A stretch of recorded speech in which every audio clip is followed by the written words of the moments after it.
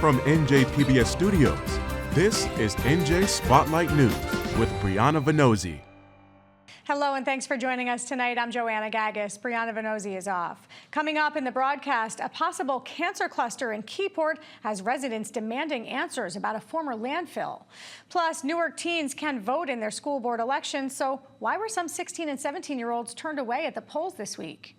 And later, Assemblywoman Brennan joins us to talk about her legislative priorities on health care, affordable housing, and ICE. But first, do you ever wonder where your taxes go and how the state actually spends them?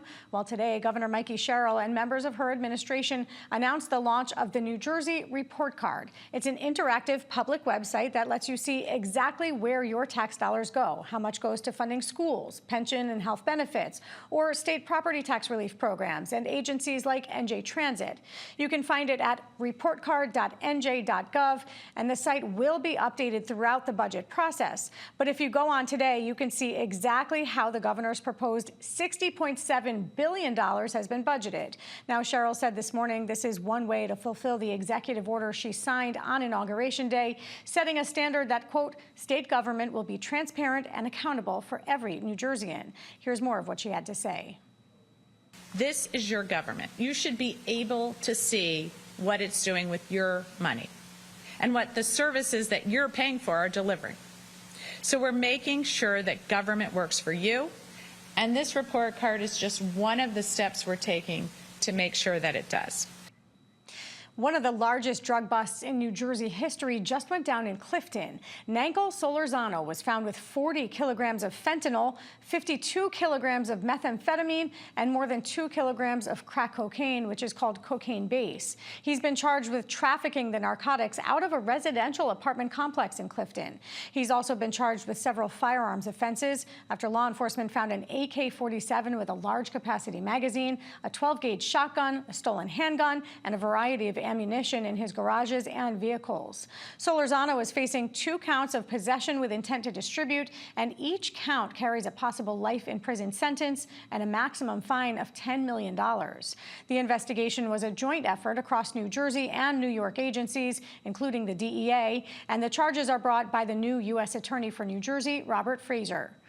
Coming up, we talk with Congressman Frank Pallone about his calls for an investigation after reports of dozens of concentrated cancer cases in Keyport. That's next. Major funding for NJ Spotlight News is provided in part by NJM Insurance Group, serving the insurance needs of residents and businesses for more than 100 years. A local resident has documented 41 cases of cancer in the borough of Keyport. 28 of them are on or around a single street. That's according to a recent report by NJ.com that's highlighting a suspected cancer cluster. The street is located near the Aero Marine facility, which closed in 1979 and is the site of a former landfill. Well, Keyport residents are demanding answers, and they're joined by Democratic Congressman Frank Pallone, who's calling on state and federal officials to investigate the site. He joins us now to discuss. Congressman, great to have you on the show with us. Thanks for taking a few minutes. Thank you, Joanna. You are demanding that both the federal and state governments step in immediately and investigate this possible cancer cluster that we're seeing in Keyport. What would you like to see as immediate action? Well, it's a nightmare for anybody who has cancer, doesn't know what's causing it, because then it becomes difficult to treat it, right? So right now, actually, my staff are meeting with both state and federal health departments and the state and federal environmental departments. But what we're asking is that they do a comprehensive health study, in other words, screening and looking at all the documents and medical records of the people who have cancer to determine ultimately if it's linked to this landfill and to the toxic waste from this place that manufactured seaplanes. Yeah, this was, I believe, the Aero Marine Plane and Motor Company. And there are, you talked about some of the toxins, and I just want to talk about what's been found. Benzene, PCBs, heavy metals, and methane gas. There's been contaminated groundwater that's been observed, and all of those substances have been identified. If the DEP, and we know that these are not fast-moving types of investigations, but if it is determined that there is some type of impact on residents, what should the immediate action be? What should that look like? Well, I mean, obviously, people would then be able to decide how they were going to improve their health situation, right? Because if you have cancer, you don't know the cause of it. It's hard for the doctor to know how to treat it. So there's that. I mean, most of them are probably being treated in some fashion, but it's important to know the cause from a health point of view. But then beyond that, we want this site cleaned up. We want this toxic waste. If it's, to be honest, whether it's impacting these residents or not, it has to be cleaned up. It probably has to be taken away. Probably containment is not sufficient. And the company who owns the property has been fined like $900,000. They haven't paid the money. They haven't even put up a fence, Joanna. So they've been totally irresponsible. So this has to be a comprehensive health assessment, a mitigation and cleanup, a remediation of the site, and also prevent it, as you say, from getting into the groundwater or into the bay. The bay is right next door. I mean, the beach on the bay is probably like 100 feet away or 100 yards away, maybe, from the landfill and the toxic waste site. The New Jersey Department of Environmental Protection did issue a statement saying that they recently received correspondence from the New York, New Jersey Baykeeper that they've begun initial discussions to determine next steps. Basically, those discussions actually are going on as we speak with my staff and the two state and federal health and environmental departments. So we will keep an eye on that. Of course, things don't usually move quickly there, but the fact that they're meeting already, hopefully good news for folks to get some answers.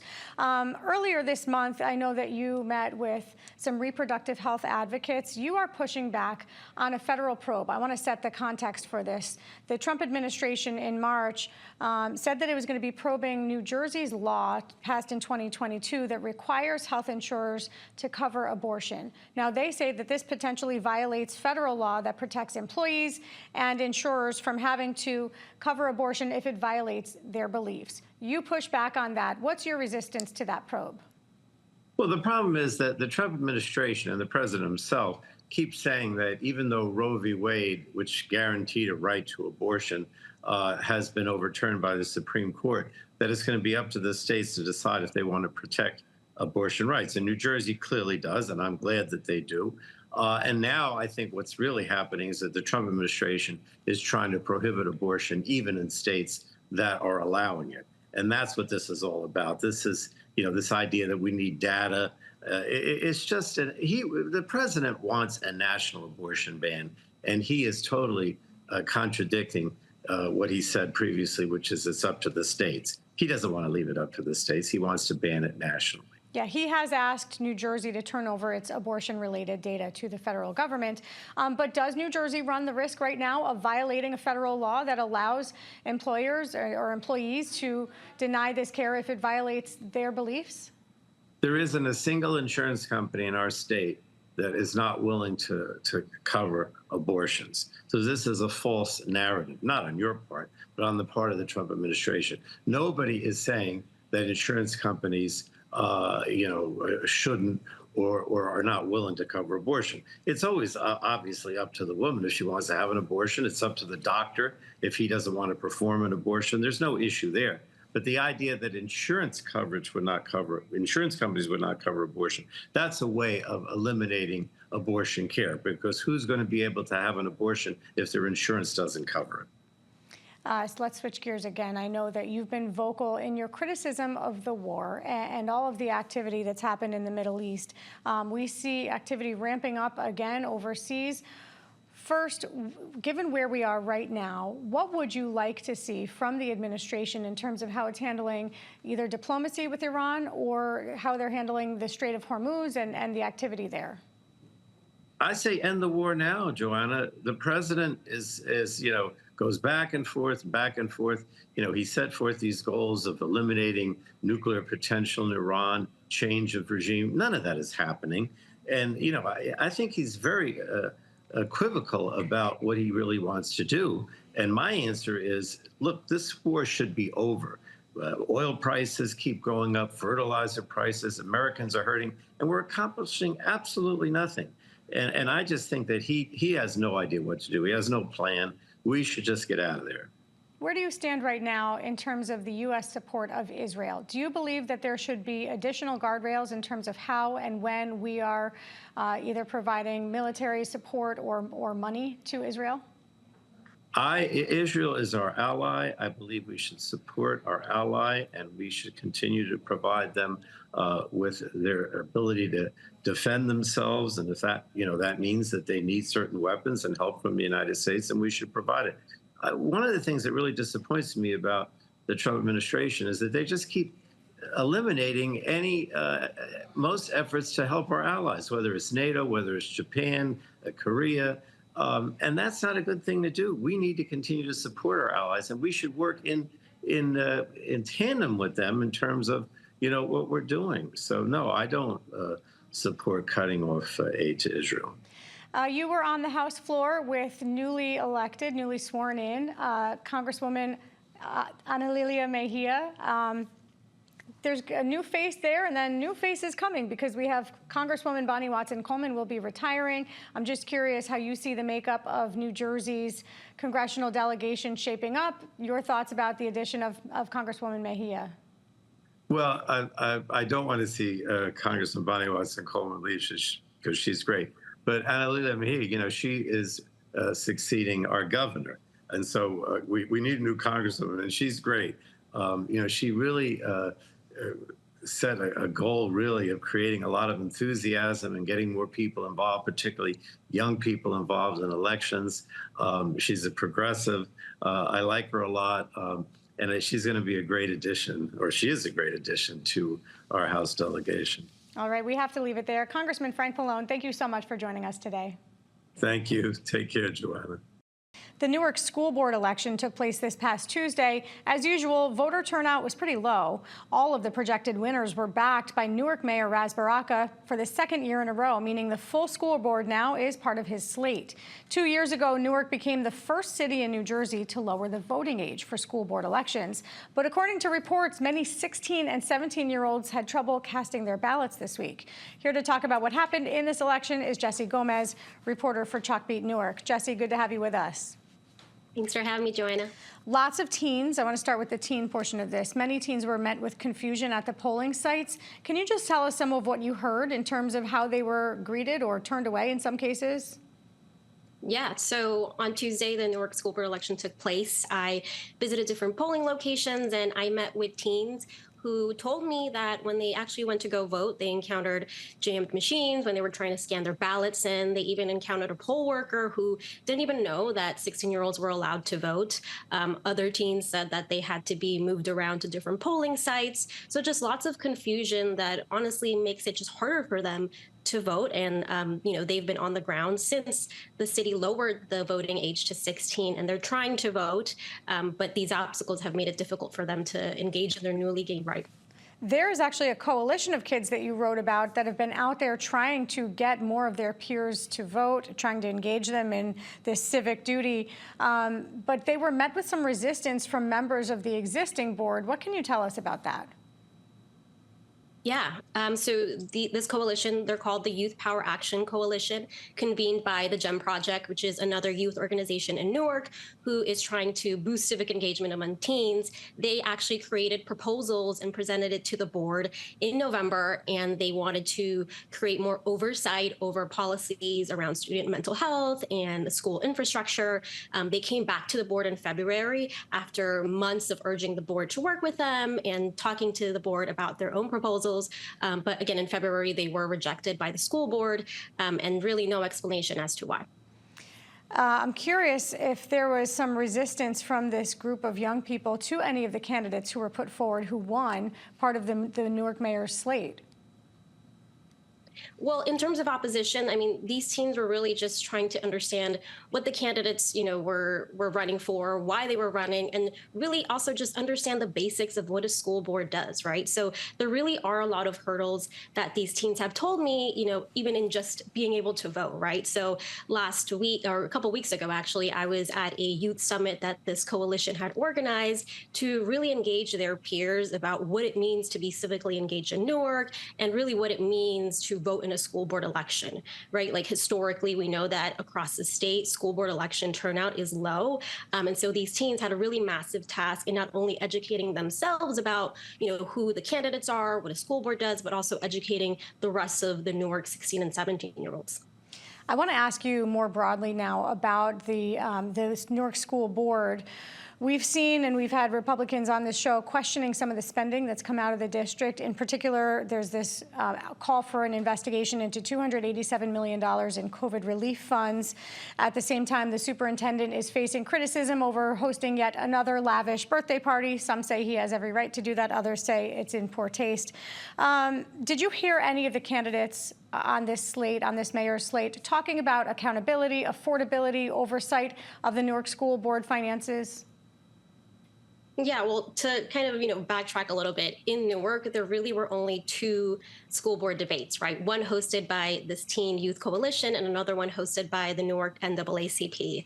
At both of those, we heard very few comments about, transparency. There were some candidates not on the mayoral slate who did want to see more transparency on the school board and in district decisions. We did hear from other candidates, also not on the mayoral slate, that they wanted to just include more of that community input on these bigger decisions that the district is managing and handling. Now, when it comes to the actual mayoral slate, who is currently leading in the school board election, we haven't really seen exact platforms or policies or plans that they really want to tweak. They've mentioned things like more broadly, right, like plans to expand mental health policies and support students in that sort of vein. But we really haven't heard of nitty-gritty plans at all.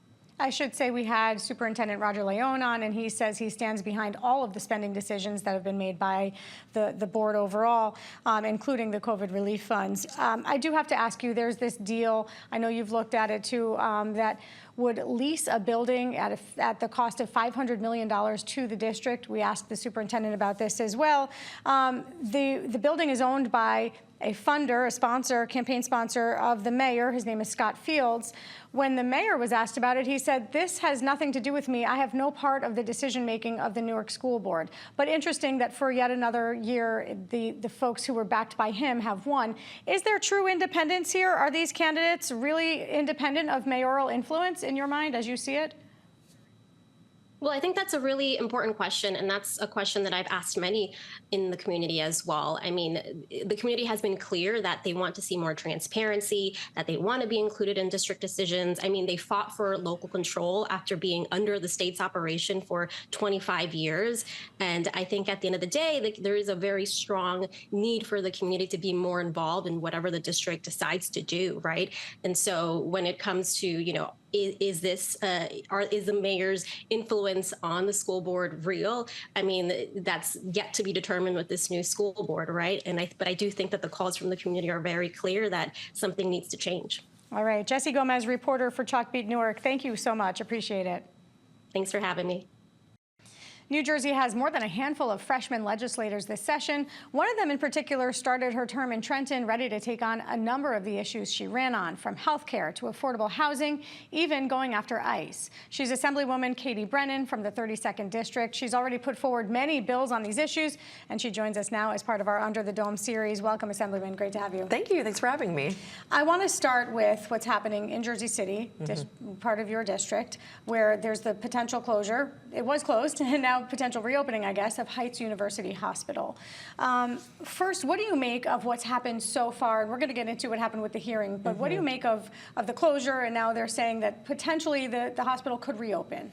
Well, we lost a 150-year-old hospital because HRH broke the law. And now Jersey City and the surrounding area are really in a dire strait. We are so well behind what we should have for basic safe operating levels in terms of emergency room beds and essential services. So that's the situation, and that is why kind of emotions are so high about the closure of this hospital. HRH is Hudson Regional Health. That's it's the owner of the facility that came in just a short time ago and took it over. It used to be Christ Hospital. There was a public hearing scheduled with the Department of Health to look at the closure. HRH requested a temporary restraining order. They were given it. And so there was this moment. I saw that you were on social media kind of talking to the crowd that was about to be enraged. You said you were going to hold the hearing in place of DOH. One, what do you make of that temporary restraining order? And two, what did you hear from the public?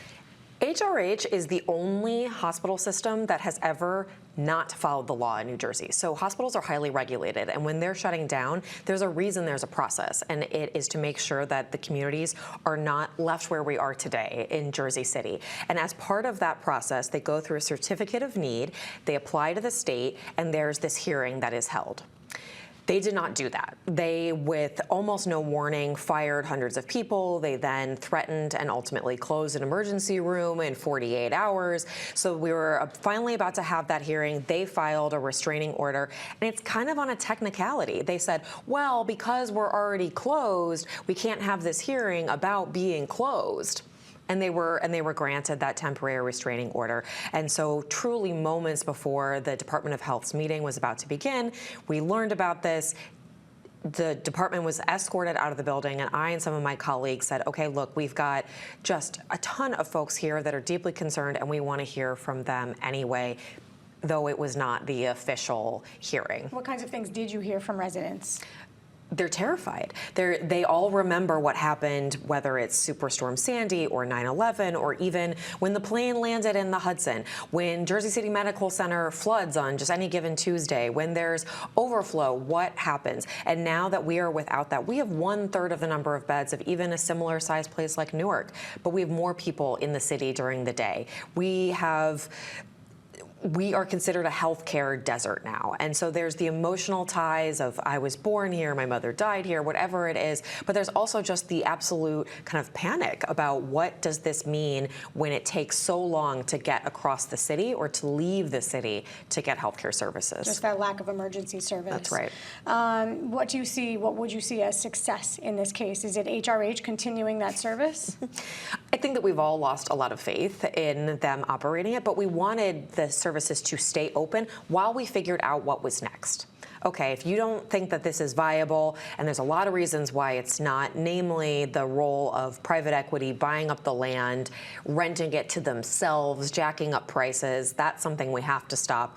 I think while we figure out a long-term plan of whether it's a micro hospital, ER, whether it's some kind of regional collaboration, while we get services back to the city, we do need something in place.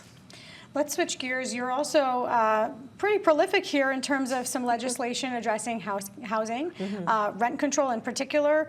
You want to establish the rent control ombudsman under the DCA, Department of Community Affairs. Your bill would appropriate $4 million for that. What do you see as missing in this space, and what type of oversight is needed?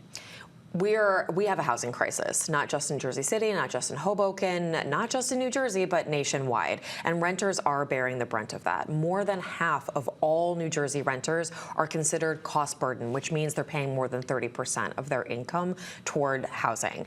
And right now, we have bad actors that are violating the law, that are taking advantage of rent control loopholes, and the burden is on the renter instead of the bad actor. And so when something happens, you have renters that are becoming full-time detectives trying to prove their case and get back the money that they are owed. So the ombudsman would really take the onus off of municipalities that oftentimes don't have the capacity, don't have the in-house staffing to really enforce the laws that are on the books. And words on paper aren't any good if they're not being acted upon. I want to look at a package of bills that you recently introduced addressing ICE. There was an acronym here. I'll read what they are. Fight unlawful conduct and keep individuals and communities empowered. Short version, ICE. Assemblyman Brian Bergen filed an ethics complaint against you. He says this violates the legislative code of ethics. And now that this has happened, I'm curious, do you think that this demonstrates a lack of decorum that's beneath your seat?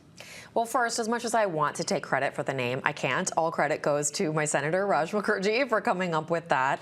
But I think that Assemblyman Bergen, he's awfully worried about one word instead of unlawful masked agents that are coming in and terrorizing our communities. And from my vantage point, I have a community that is absolutely terrified. And every day they see children come home for their parents being gone, neighbors where entire buildings have disappeared, and they want to see their legislators taking action. And I think that's where we need to be concerned. Finally, you are, well, I don't know if it's finally. As a new legislator, I know you have talked about transparency, and I just want to ask your thoughts about the budget process and how it plays out here in the state. Very often deals are made in the 11th hour.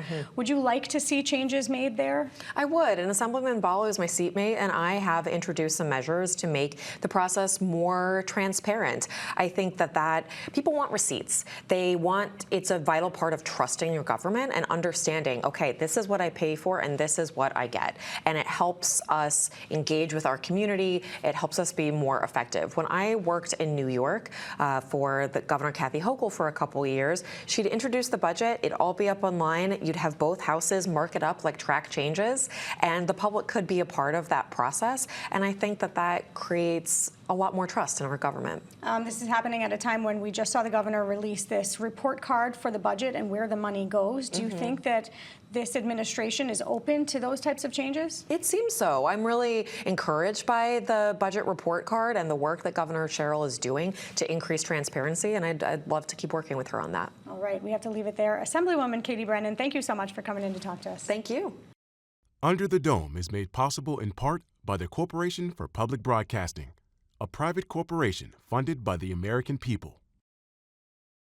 That's going to do it for us tonight. I'm Joanna Gagis. For the entire team here at NJ Spotlight News, thanks for being with us. We'll see you back here tomorrow. New Jersey Education Association, making public schools great for every child.